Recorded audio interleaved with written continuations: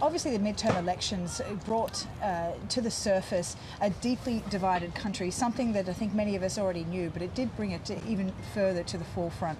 Now, a lot of discussion around the way the Trump administration really focused his campaign rhetoric on immigration, identity, security, and also race relations. So this is something that's come out of the midterm elections, but what's also come out of it is now a more inclusive House, a more diverse House, many of which are women from different faiths and also backgrounds, and some very young women too. But what I wanted to do is talk further about inequality and also issues of race within the country and what's come out of the midterm elections. And to help me do that is Negin Owliaei. She's the Inequality Editor and Researcher at the Institution for Policy Studies. Thanks very much for your time today. Thanks for having me. Negin. Now, firstly, let's talk about some of the key races that many Democrats were putting a lot of inspiration and hope behind: Florida and Georgia.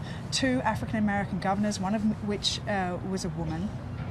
Both of those people were ahead in the polls, yet both, it looks like, have lost. So how do you see the results, and what do you think it says about the state of race in the US at the moment? So I'd like to just say that I think this says more about the state of voter suppression in the country at this moment. Both states are heavily affected by increased voter suppression. You can see that story really playing out in Georgia with Stacey Abrams, where thousands of people were purged from the voter rolls. And for example, in Florida, one of the things that was targeting that opponents were using to target Andrew Gillum was his race. You had outside groups using robocalls to insinuate terrible things based on race, and those groups were connected to neo-Nazis in Idaho, for example. So there is some division, but I would like to also point out that there are some great candidates, people of color, young women coming in around the country. Ilhan Omar in Minnesota, Alexandria Ocasio-Cortez, we've heard a lot about her, and they're all running on these really progressive, populist economic messages. So I think that there's a lot of hope that this message and these people can still win. There was a record turnout, youth vote, the working class vote, that seemed to make a big impact at the polls. What do you think working class people were voting for? Yeah, so you can see that. I think one really interesting way of tracking that is looking at the ballot initiatives that people around the country said yes to. So, for example, in Arkansas and Missouri, voters decided to give a raise to what will eventually be 1 million workers. So they decided to boost the minimum wage in both states. I think that's hugely important.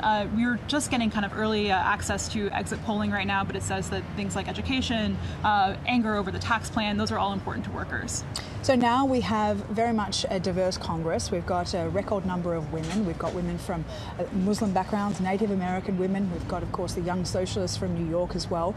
How do you think that might sort of change the next 2 years? Will that put the interests of working class people and different racial backgrounds on the forefront now? Yeah, absolutely. And so I think one thing that we can expect to see is, changes in who controls House committees. And I hope that the Democrats, as I mentioned, voter suppression really is one of the stories of the night. And I hope that they really take time to investigate this through the House. I hope that they do more to investigate hidden wealth and investigate the effect of the tax plan that passed last year. So I think there's a lot of ways that Democrats can really be proactive in keeping the interests of working people and voting people at heart.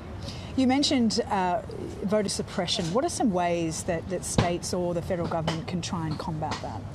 So I would like to point to one really great example out of Florida, and it's actually coming from organizers directly themselves. So Amendment 4 last night passed, and that's something that will restore voting rights to a really broad swath of the population in Florida, and that's people who had felony convictions. And that could lead to almost as many as 1.4 million people getting the right to vote again. So I think that's one great place to start, looking at who doesn't have the right to vote, looking at redistricting efforts, looking at campaign finance efforts, and making sure that the people actually have a say in their own government. All right, Negin, thanks very much for your time. Negin Owliaei there, Inequality Editor and Researcher.